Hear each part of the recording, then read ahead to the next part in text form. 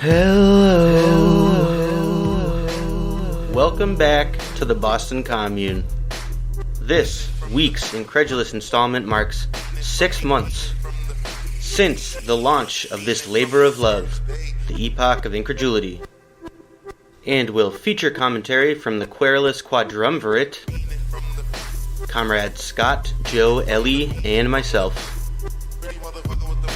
So please do us a favor, share this content, do yourself a favor, enjoy your Epoch. Fuck I'll tell all you the what. way off, you gelatinous piece of shit.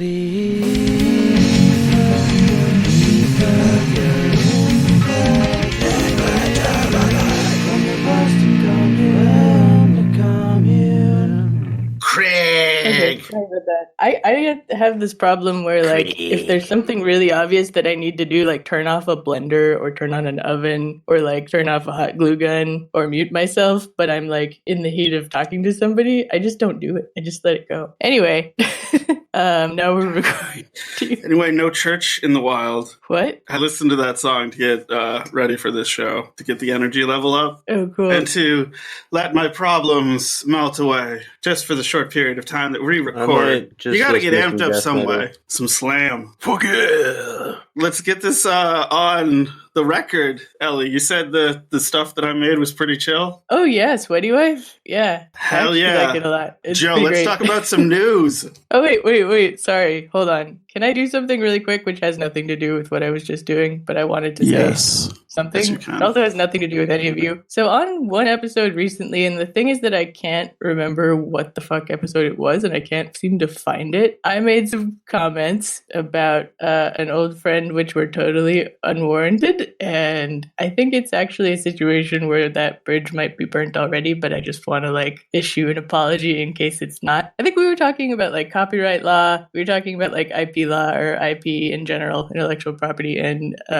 I stand by whatever I said about intellectual property. Like, I think that kind of shit has gotten way out of hand these days. But then for some reason I made this completely unnecessary emotional leap to like the pit of frustration that I have about having a dissociative disorder and having it have fucked up my life many times and like made me behave weirdly and inappropriately towards people, and like distanced a lot of friends because of that. And this was a friend that I made this comment about who he falls into this category. And I think I said like he could go fuck himself or something. I think I said he was an IP lawyer, and I think that's not even true. Like, I don't actually know what kind of like law he does. Yeah, this was like 2 or 3 episodes ago. I Yeah, vaguely right, remember this. Pretty recently. I think maybe Will was on, I'm not sure. And I just wanted to say that that's not true. He's a wonderful person, and he can go fuck whoever he wants as long as they consent, if he We hears agree that. with consent. I don't even know if he listens to this, but I really didn't want it to be like out in the sphere with uncorrected. So You want to spread good vibes. very good vibes, yeah. Hell yeah. Joe, do you consent to giving me some news? Sure. I mean, Please the fact do. that I'm still awake is I just mildly made myself surprising. laugh too hard. Please do. Our dipshit governor, well, he's being more of a dipshit than usual lately. In response to the fact that Massachusetts has reported in the past 7 days Those numbers are going up.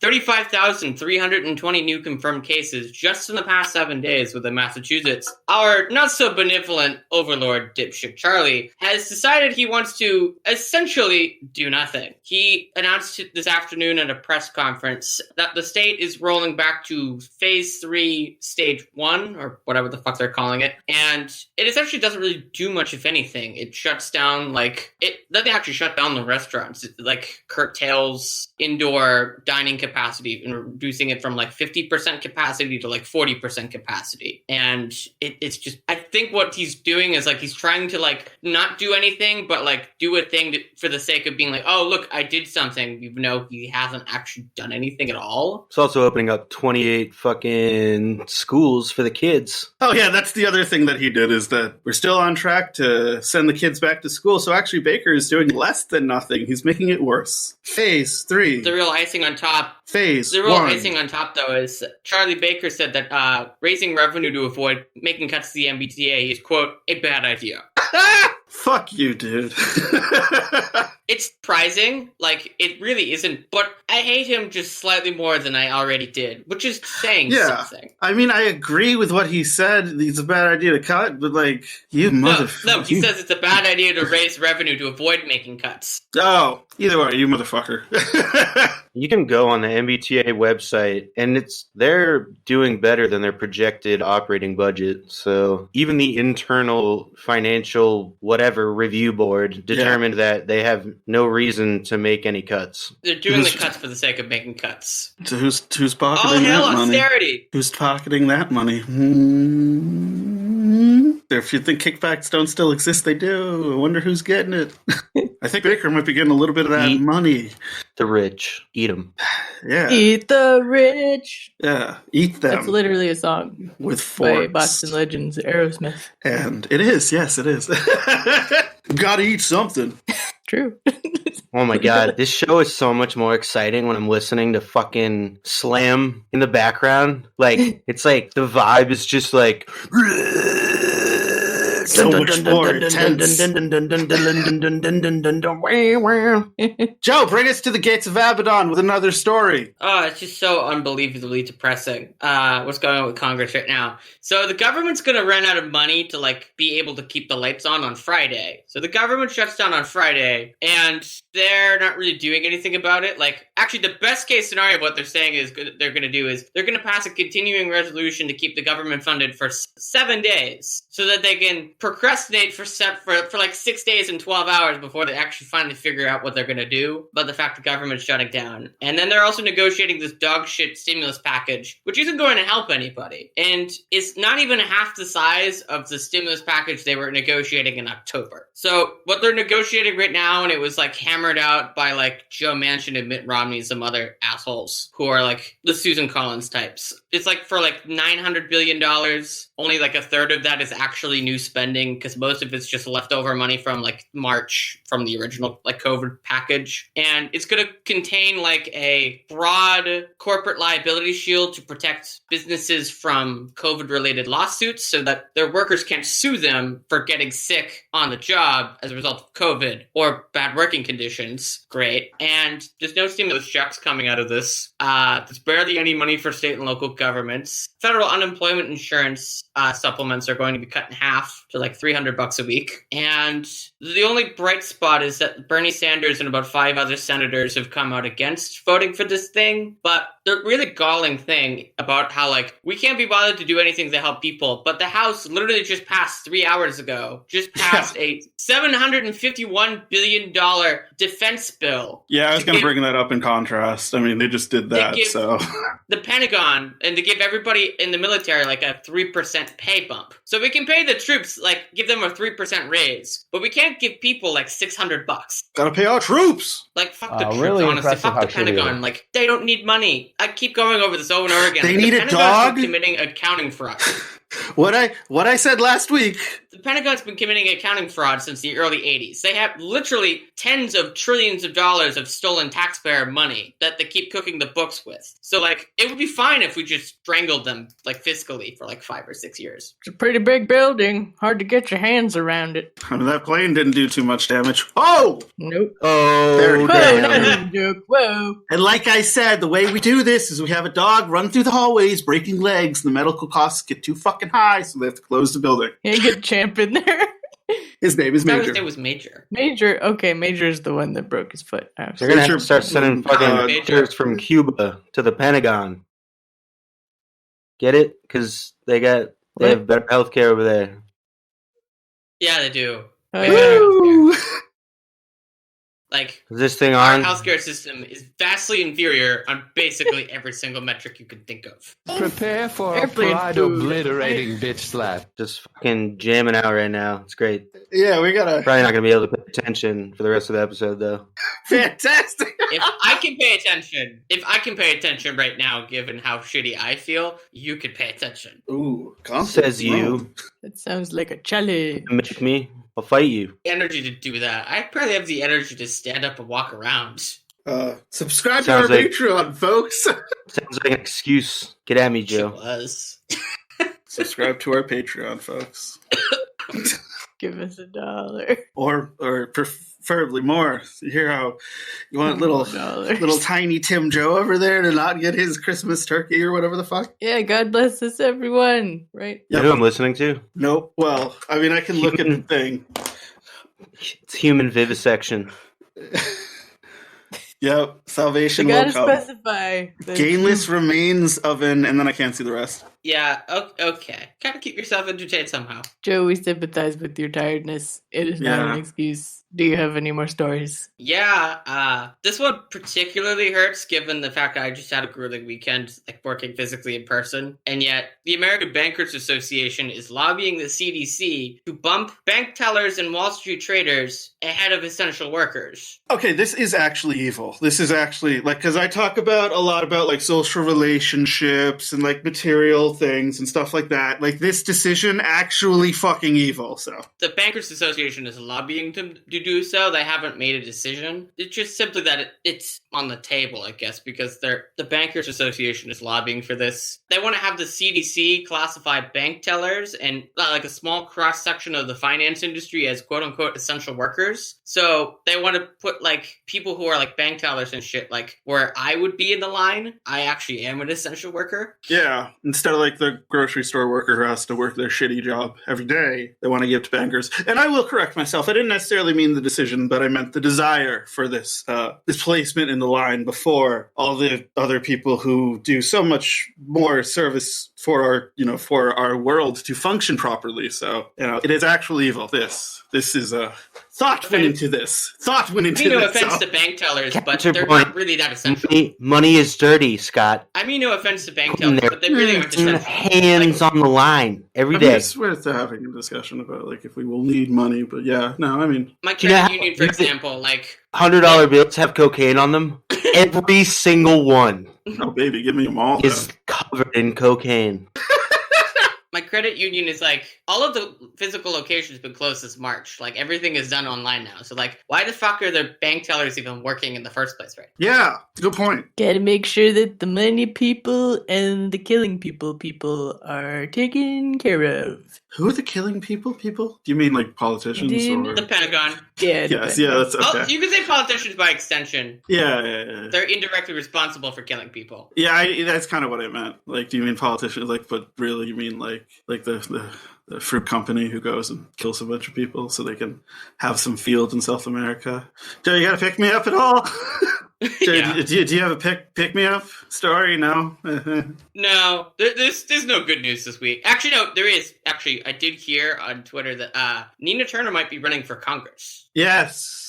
I saw that on Insta because Joe Biden picked Marcia Fudge, who represents a district in Cleveland, or like it covers part of Cleveland. Excuse me, what is she's that been picked name? to run housing. Marcia Fudge. Hell yeah. She's been picked to run the housing department. I'm gonna make you saying that name a sound drop. Jesus Christ. And Nina Turner, who happens to be from Ohio, she was asked about this, and she's like, "Yeah, I'll have an answer for you about whether or not like I'll be running for that seat in like the next 2 days." Cool. Hell yeah. We need more people like her in our government. What a shill. Yeah, it's true. They are now a Democrat shill. Fuck. What kind of garbage is that? We kid. Nina Turner's great. I mean, I kid. I said electoral stuff in front of everyone else here. What have I done? It's fine. But yeah, that's the only positive thing I could think of that happened. That's all the news is fit to print. Yep. Jesse, do you have a thing this week for us? No. Oh boy. Well, It's gonna be a quick one. Yeah, it's gonna be a quick one. I could go off on some news. It's gonna be movie news though. It's kind of relevant to the changing of society. My fucking thing is going wild. Can you hear me fine right now? The Warner Brothers thing with the... I asked a question. Yeah, okay, thank you. Yeah. Every movie that Warner Brothers is about to put out in 2021 is going to go to HBO Max for a month first, or coinciding with its release in theaters, which is pretty big news. That's it could be either the end of theaters or the beginning of a revival in studio-owned theaters, which will be a disaster. But like, there's goods and positives that could come out of this. I just think it's very interesting. I'm sorry, but the way that Scott's mic is distorting his voice is fucking hilarious, so keeping it the way it is. It's a new era. It's a new era, which baby. Is the same as the old era. I don't have to worry about getting a horrifying lung disease, respiratory disease, because I want to see Dune. So happy about that. Pussy. It's true. I am a pussy. Give me liberty and give me death. Yes. Free and die. I'm a liberal. I think capitalism is good. Scott's fucking entitled, okay? I got a million of them, folks. A million. Ellie, I guess this might be a short, little punchy one. Oh, baby, it's coming. Do you have anything that we can't make up or should not or try to?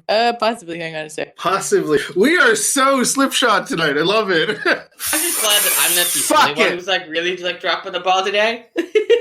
Okay, sorry, yeah. If I may. I had to figure out if I needed to feed my cats before I feed them after. Cats can feed themselves, yo. Yeah. They're carnivores. When a pet can feed itself, it is no longer a pet. You see, a roommate at that point. I think my cat would disagree. Harry and Steve. Okay, so your roommate, your cats already have roommate names, Joe. Yeah, they're just dudes. Harry, this is Steve. I have two things, but I think I might save one of them for next week because I've been having trouble. But I think what the fuck? Let's do them both. You can make this shit up with Comrade. One of them is actually pretty old. It's from a few months ago, but it is evergreen. Some monkeys in India found some blood samples of suspected COVID patients and made off with them. This was in the Meerut district. Means of infection. Yeah, God knows what happened. Hell yeah. It was in Uttar Pradesh, which is a state in northern India, in the Meerut district. I guess a lab assistant working in a COVID facility of the hospital is carrying blood samples, and some monkeys attacked them. Drop off the side of a cliff. Maybe they went and drank the blood and infected more your monkeys. sound just went out for a little while. Can you say that again? Fuck. All right, let me switch back to my computer. Give me a second. Technical difficulties. How come you guys don't have anything to talk about when I don't have any, I have things to talk about. I'm tired and feeling sclerotic today. Sclerotic sounds like a metal band. Or sclerosis. Hell yeah. Anyway, monkeys. Yeah. We love them. That's actually all that I had to say about the monkeys. But they stole I some have another COVID. thing, which is even better. Maybe you guys saw this. There's a company now called Biden-Harris Hats. Oh, and boy. they tweeted, "You, quote unquote, made America great already simply by firing and evicting Trump from our White House. Get your Biden blue MAGA hat now. Biden, quote, made America great already because he is sending Trump to prison." Hats are on Amazon. Gets to go back to brunch, yo. It's over. Yeah, man. Here, I'll put the screenshot of the Prisons do brunch. They do now. Anyway, yeah, that's some shit you can't make up. You guys, we did communism. It's good.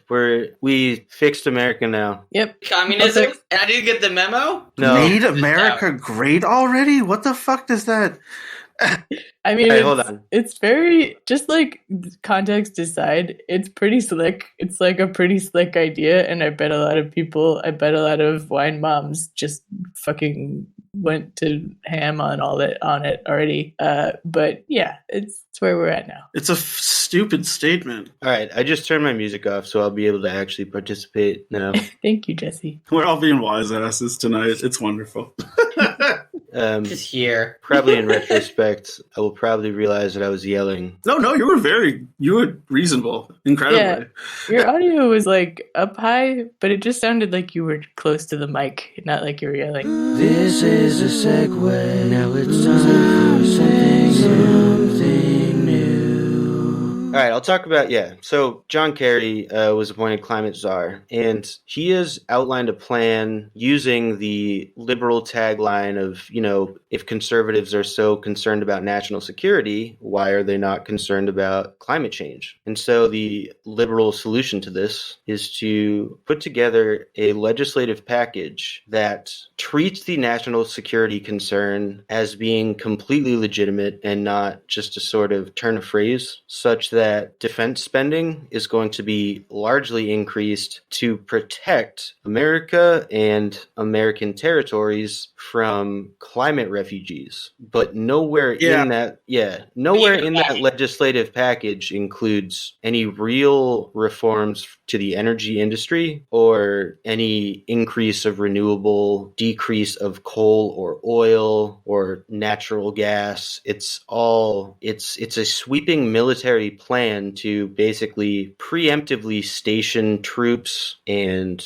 boats and border guards ahead of the onslaught of climate refugees that will be in the future clamoring to get into America because we destroyed their ability to farm effectively or to be able to survive in any sort of a habitable environment. Yeah, it's basically treating America as a life raft, but like we created the flood and we're going to violently keep people out from getting on the life raft. It's like the end of Titanic. Yeah, this is kind of where I thought you were going, because like Michael Dorsey guy, like he's a member of he's the director of like the Sierra Club and stuff, and so it's like, you know, we've kind of seen how like there are organizations that like they have some sort of like, you know, desire to do good at their heart, but like they're really just, they help move money around and keep people who are in power one way or the other. You know, they just help keep capital where it is. It's the new corporate face of like, we're trying to help, where we're trying to be woke and effective, and where it's like a business doesn't need to be that. A business just needs to be a business. It doesn't have to have some sort of like personified face or some sort of message beyond just like, we want to make money, you know? So I would respect a business more if it just exactly, was like, hey, we want to make money. That's what we're about. Hey. Trent actually brought this up in the election special episode where he was basically saying every political faction thinks that climate change is going to be like a viable vessel to be able to get policy pushed in that will benefit their political ideology. And this is what happens when liberals play the politics game, like engage with the sloganeering and all that bullshit and try and turn conservative talking points back around on the conservative party, well, the Republican Party in this case. Like the redoing the MAGA hats even. Right, exactly. What it does is it opens up a space in the Democratic Party to push really conservative domestic and foreign policy under a friendly name. Yeah. Party's been for many, many decades. Because like the Republicans, like the Democrats are still, they still adhere, their master is still capital, and so there's still like, the only difference between them and the Republicans is the Republicans don't pretend. They're just like, hey, we're not going to think about climate change, like fuck that, like we're all about industry. The Democrats have to pretend. Yeah, the Republicans aren't really constrained by like having to like put up a pretense of giving a shit. And this is why, in a way, the Republicans are like, when like what Ellie said, like you can almost respect a business that's just honest about the fact that they're just about making money. You can respect that more. I can respect the fact that Republicans, despite their terrible, ugly ideology, don't fucking put up a pretense. It's respectable. Another aspect to that whole thing is that when they, you know, are pushing for legislation or whatever that would be just like completely disastrous for enormous amounts of people, they know that even if somebody like probably on the left or a liberal or whatever, somebody tries to be like, how, you know, check it out. The Republicans are trying to do this thing that's like so absurdly bad, that there's going to be a huge contingent of people that hear that it just goes in one ear and out the other, because it just seems so absurd that like, I don't remember what it's called, but humans have this thing where, I don't know if you guys ever saw Westworld. I think about this a lot. There, you know, the cognitive dissonance. I'm the last Westworld fan standing. And even I hate it. The androids in Westworld.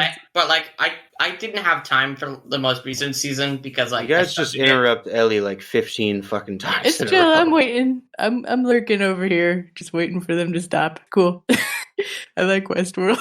Anyway, the androids in Westworld, like whenever you show them something that their programming is not like equipped to understand, or something that's like dangerous to them, that it's like too woke for them to handle because they could get, you know, they could get too woke and like rise up against the humans that created them, they'll just be like, doesn't look like anything to me. And people do that.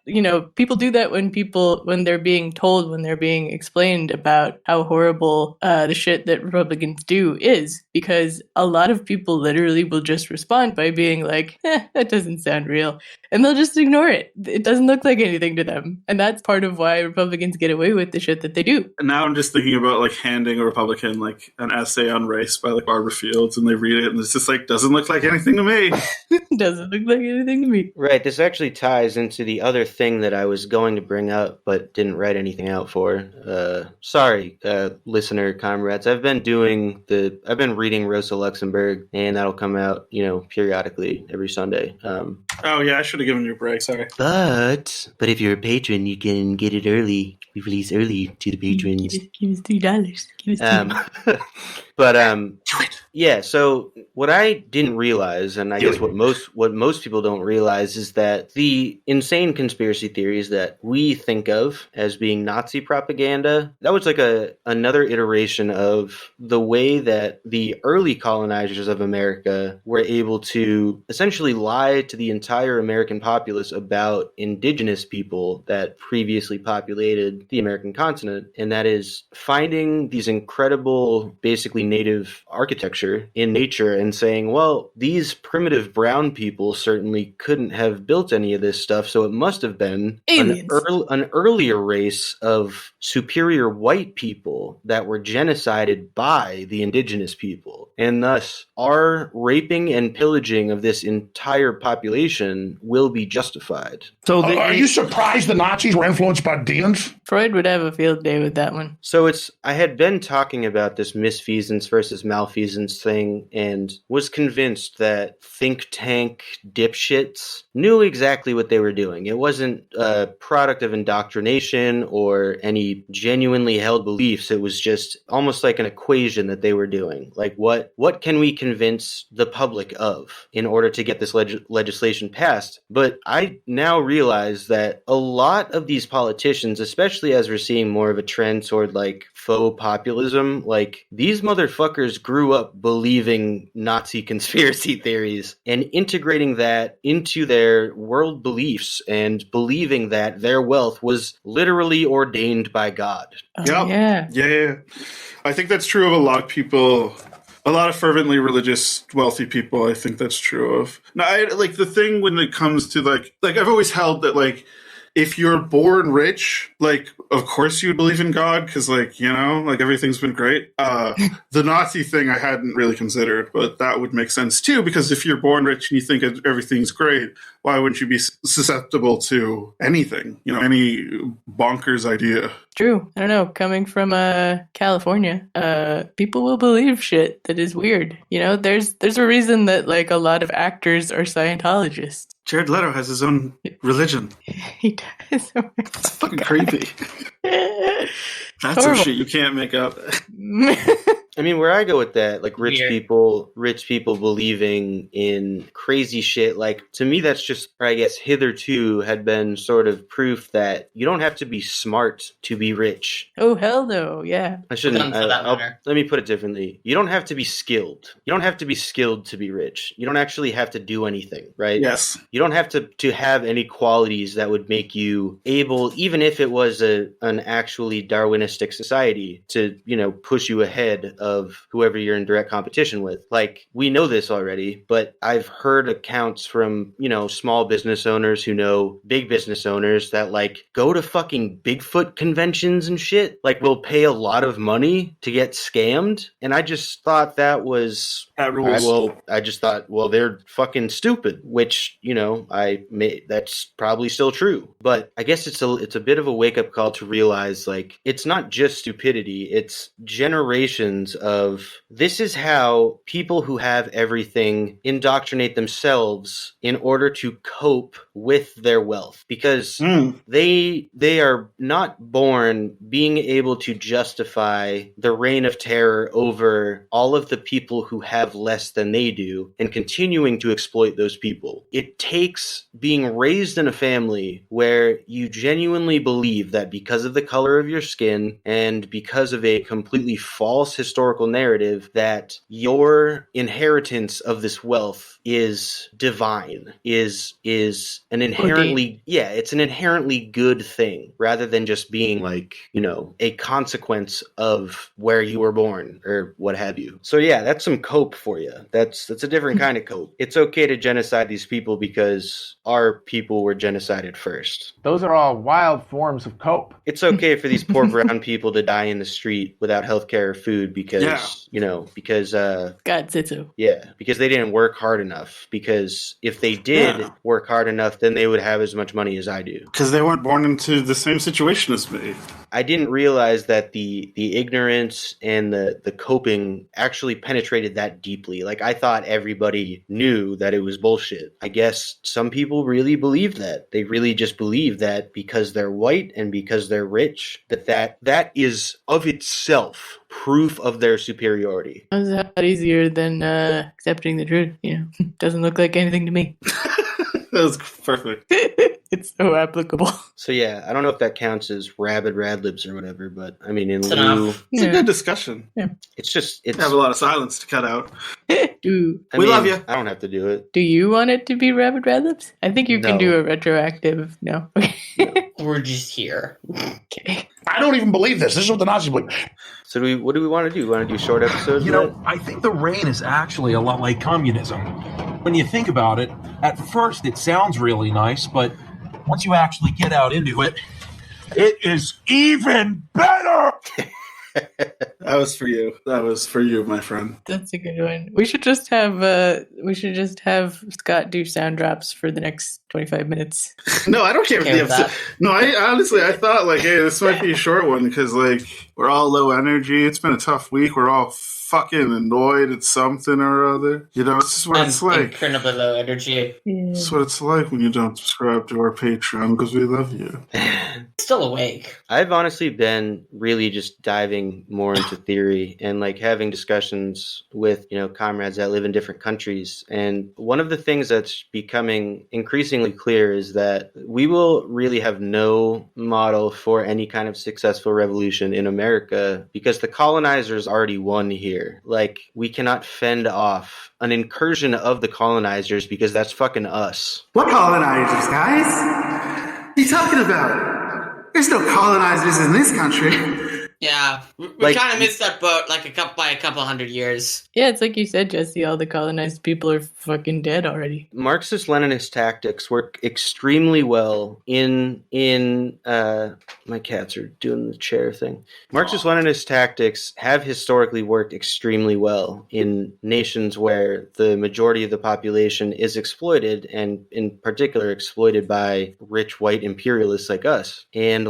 we did such a thorough job of fucking genociding the indigenous people already that revolution in America, if such a thing could exist, cannot look like any existing revolution. We might be able to use some of the tactics, and obviously there would have to be a gradual period of some kind of reform ahead of time, sort of something to solidify a unified working class before we have an opportunity, especially in the political arena with the duopoly that we have. It's going to be almost impossible to run a third party, like a socialist or a communist party, especially since that's fucking unconstitutional. But even if it weren't, it would have to look completely different from any other movement we have ever seen. And not looking great.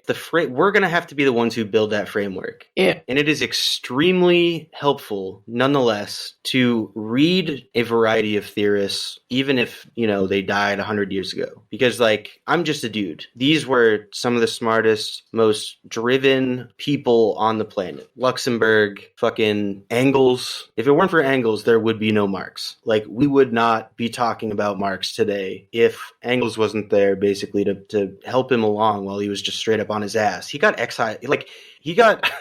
He had to live in exile. Every single place he went, he basically ended up getting booted by the government. So he needed help. That's socialism in action right there. Even if it was just between Marx's family and Engels' family. The theory is there somewhere, we're going to have to put it together though. We can't just go by the playbook because there is no playbook sufficient to create the change that we are envisioning, especially when society as a whole seems to be coming around to all these ideas because of that, like, you know, it's okay to be fucking trans. Like, wow, you know what I mean? That would have been a very radical concept 100 years ago. Like, really not that radical now. Laurie Penny said, I believe that the revolution will be feminist, and that when it comes, it will be more intimate and more shocking than we have dared to imagine. Yes. Hell yes. Hell yes, comrade. So that's what I got. Hell yes. That's what I gotta say about that. Fucking solidarity the world over. Solidarity with all my comrades from fucking India, from fucking Italy. Can we talk about India? I mean, we don't have to do this thing. No, go ahead. I think we kept forgetting to talk about India, but like shit's happening in India, man. It's like go off, yeah. Going down. I'm yelling timber. It's like, what is it? What was it? 300 million people at its greatest were striking, mostly farmers, to protest some bills that the legislature passed that would have impacted them negatively. 300 million fucking farmers, y'all. And that's almost the population of this entire country. Exactly. It was, I think it's still, even if there's like 1 billion people in India, it's still like 30% of its population. It's crazy. Yeah, I mean, it's really intense. I saw this thing on Instagram about like suicide rates in India are increasing, I think largely among farmers. God, yeah. So there were a bunch of farmers, especially from Tamil Nadu, which is a southern state. I saw this particular post was about the farmers in Tamil Nadu and how they've been affected by this. And in Delhi, there's these photos of protesters, farmers from Tamil Nadu, who they adorned the skulls of farmers who committed suicide while they were marching in Delhi. And there's these pictures of them, just like these dudes holding skulls. It's really raw. It's really raw. And yeah, I mean, I don't know that there's much to say beyond like this is happening, but yeah, it's like very heartening, right? It's very heartening because it's a huge thing. I gotta give it to India. They know what's going on. Fuck yeah. Hell yeah. Solidarity to the strikers in India, to the farmers striking in India. India's had for a while has had a relatively underground communist network. They have a party, don't they? They do. Yeah, but I mean specifically like the Naxalites have been consistently trying to. I don't need to forget it. No, I'm curious now. Give away their secrets. Give away their secrets. I can't. Don't do that. When I went on a tear and got really into the guerrilla Marxists in the Philippines, like I started looking at the tactics of other guerrilla armies, and yes, there's a communist party in India, but like outside of the visible political arena, the Naxalites have been doing real militant work on the ground and just don't really get any of the glory because some of their tactics are more, I guess, radical, you could say. But I don't have enough, I can't really think of enough stuff right now to give a lot of examples. Cool. India's pretty cool. In some ways it kind of sucks, but in some ways it's pretty cool. If there was ever a huge worldwide thing that happened, I wouldn't be surprised if it started in India. I mean, in many ways it does extremely suck, given that 1 in 5 people in that country are basically starving. Oh yeah, there's extreme poverty there and extreme wealth. Their inequality situation is arguably even worse than in America. Yeah, I guess that's what happens when 1 in 5 people don't have enough food and you have population density the way it is. This is why we stand in solidarity with them. Yeah, I guess when I say that India is pretty cool, a lot of what I mean is just that culturally they're so different from us that it's kind of things happen there and you're oh, what? Shit, how did this happen? Yeah, I mean, you're right. There's extreme poverty. There's a lot of problems. There's a lot of social cultural problems. It's hard to be a woman. It's hard to be queer. The one thing that I always come back to is that everybody dances. Companies you'll have a dance team that's just your department or whatever, and they'll all have competitions and stuff. And it's less taboo for men to dance. It's less taboo for men to be expressive in that way. But that's just one small thing. I just refreshed myself on the Naxalites, and basically to sum it up, the Naxalites they claim like the legacy of the earlier communist parties of India. Tactically, they are Maoist, and they recruit youth and from various Indian tribes. And some of the praxis that they do is like they'll raid like big expensive mining operations, and they have gotten in a number of direct conflicts with the government. So they're pretty fucking badass. Yeah, that's rad. Holy crap, y'all. I didn't know about that at all. Folks. Love those Naxalites. Oh, the other thing I wanted to say about India is that what's going on with the farmers reminded me a lot of this particular Bollywood movie that my dance company did a condensed version of, a condensed mini musical of a few years ago, which I was in. It's really fun. It's called Lagan, and it's on Netflix, and it's actually really good. It was nominated for an Oscar in 2001, I think, and it's about, it's set in the late 19th century in, I think, southern India somewhere, and it's about some local, farmers facing up against their British overlords, and it's got, I guess, I don't want to say big Naxalite energy, but it ends up being about like cricket, and they have to like have a cricket match, and then some shit happens. So it's kind of whimsical, but the general like setting and conflict are pretty relatable and pretty rad. How long is it? It's pretty long. Hang on, let me check. I think there's like an intermission. It's worth it. It's a very good film. Okay, yeah, it's 3 hours and 45 minutes. But yep. How many musical numbers are there in it? A lot? That's a good question. So I should qualify. This is like the least cheesy Bollywood movie I've ever seen. It's like super not cheesy, and the music is actually really good. I think it's by A.R. Rahman, and there are definitely at least 5 musical parts, but they're really good. And also I just really enjoyed seeing the white guy who plays like the main bad guy speaking fluent Hindi over a lot of the film. He does a really good job speaking it as a British guy might speak it, like with kind of a British accent, and it's really interesting. That's me telling you what to watch. Hell yeah. Thank you. Wait a second, Scott. Usurping Scott's segment here. Hell yeah. Do you want to tell us what to watch this week? I'm happy that Ellie did. Yeah. Send me the link to that movie so I can add it too. Thank you. I just put it in the chat. Comrade Scott tells you what to watch.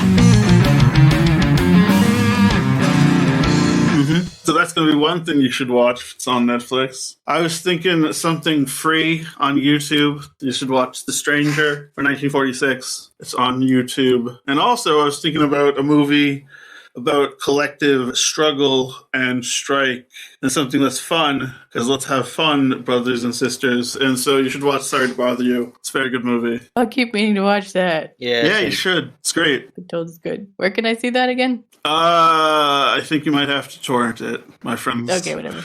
Yeah. It's very good. I saw it in theaters. You should watch it. It's on Hulu. It's on Hulu. Hulu. Woo, fuck. All right, I'm going to make a note of that. Gotta pay some motherfucker to watch a movie. It's unfair. And that's what you should watch. I've already got a Hulu account, so it's chill. Thank you, Scott. Sorry, I have really bad dry mouth, so. Probably because you smoke so much weed, Scott. Fuck off, buddy. Oh, I love them. And you can find me. We've had a strange night. They keep getting stranger. We love it. And tomorrow, perhaps, will be pretty strange. We plan on recording a picture about Scott. I'm getting yelled at. Yeah. Help me out here on this extra content shit. Keep going, buddy. What's up? What? You just mean like in general? Yeah. I don't know what to answer. What? Yeah, well, we're going to do it. We're doing a thing tomorrow. We're going to do We're doing a thing? I want to get a commitment Me and from Scott you are going to do the thing. on the proverbial air that you will do the thing. I have no reason to not do the thing. I find it. No, I will make. I will shut up. I will make a commitment. I'm doing it right now. Wait, what thing are we doing again? I'm making a commitment. No, yes, I'm there. What are you talking about? You gotta do the thing. Just do the thing. Now I'm just lost. Yeah, we love it, Joe. Tomorrow, we are planning on recording an episode on acid communism and psychedelic consciousness. Hell yeah. Me and Ellie are planning on recording that tomorrow, if anybody else is interested. That's what we're doing tomorrow. I'm committed to doing it. I know nothing of it, but sure. Maybe you should sit it out then, Joe. It's okay. You can enjoy it and give us feedback afterwards. Literally just sit there and listen. I could commit to that. Anyways, my name is Scott. You can find me on Twitter and Instagram at DeathMullet, but I'm now also on... This is a joke, guys. I'm on SoundCloud. I make stupid free music with free apps. SweatyWife. That's SweatyWife. It's fun. Don't take it seriously. I already have like 10 songs on. Jesus Christ. Everybody loves it. Apparently. Jeez, man. Ellie should go next. Switching it up. The SweatyWife is going to switch it up. Yeah, I'm Ellie. You should listen to this podcast. Yeah, I'm not. She's nowhere. They are nowhere. Excuse me. That's me. Thank you. Yeah, you can use she for me if you want. I don't know. I finally gave up and decided that since I'm not out as multiple to everyone in DSA, like they can keep using she if they want. Because Kava is a she, so whatever. I don't know. Joe, go. As usual, it's DSA holding us back. Go, Joe. I'm Joe. I'm too tired to tell you where to find me on the internet. I'm sure you could figure that out if you really want to. Listen to an old episode. JLFB96. Yep. Listen to Jesse. There you go. See, someone else could do it.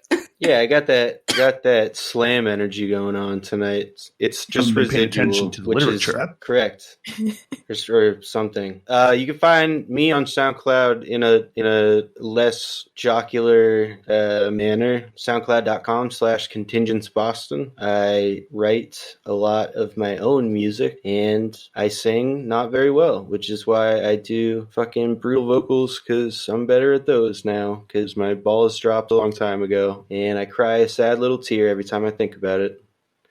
Your clean vocals are good. They're good. I'm very taken by your quasi-masculine, but also very emotionally vulnerable moment there. Should be cherished. And please remember to hit up comrade-rosie.org, click Getting Involved tab, and donate some money or time to a mutual aid group of your choosing. And also, if you do decide to become a patron, you will have early access to all of the Luxembourgian content that I've been putting out. You heard that? Want to get on that? You heard? You heard? Yeah. You heard. Probably shouldn't do so much of that. Yeah, like Jesse said, you can go to patreon.com/epic-incredulity. It's $1 if you just want to get on our Discord. It's $3 if you want to get that extra sweet material, and $5 if you want to get a little bit more extra sweet material. Kisses and such. We're also on Twitter. Say that again? What? I just said the sweetest material. Sweetest material, folks. Right on your cheeks, folks. You love it. You love it. So sweet. Can't find material more sweet. Can't find better kisses than our kisses. So sweet. Oh, it's the most tremendous kiss. We're also on Twitter and Instagram at Epic Incredulity as well. We are on Facebook. We're on YouTube. We're on all of it. But, like Jesse said, it's important to get involved in a local community organization like a mutual aid organization. Mutual aid where you live. Fucking start a mutual aid group. It is immensely helpful. Joking aside, it can be the difference between houselessness or being able to live under a roof for somebody. So do it. Please do it. Yes, I agree. Or organize your local labor force into a union, something like that. It's all helpful. Do what India did. Strike. Yeah, be with 3 India. million other people. Be India. Be India. In some ways. If you're not Indian, just become Indian. You can do it. We're skirting a line here, folks. Anyways, we are at patreon.com/.com. The fuck? Patreon.com/incredulity. .com. We wake up in the last 5 minutes of the show. Fuck it. It's getting weirder by the minute. You're weirder. Yes, sir. We love it. We love it, folks. And that's your Epoch. I'm not even going to try to sing. I've said enough. It's different now. Burn it.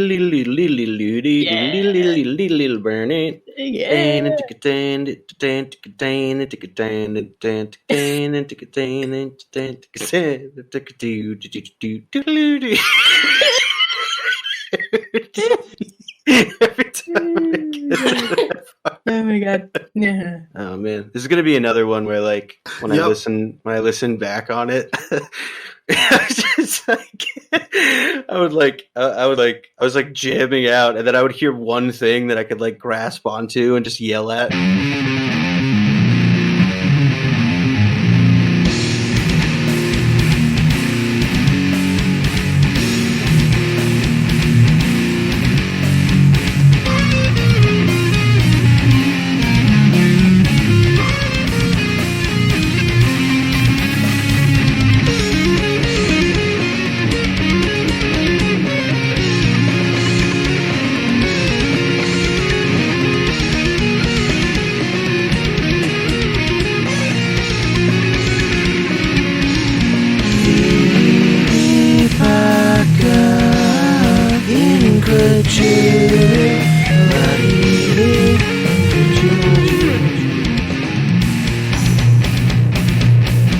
From the Boston Commune. Wet ass P word.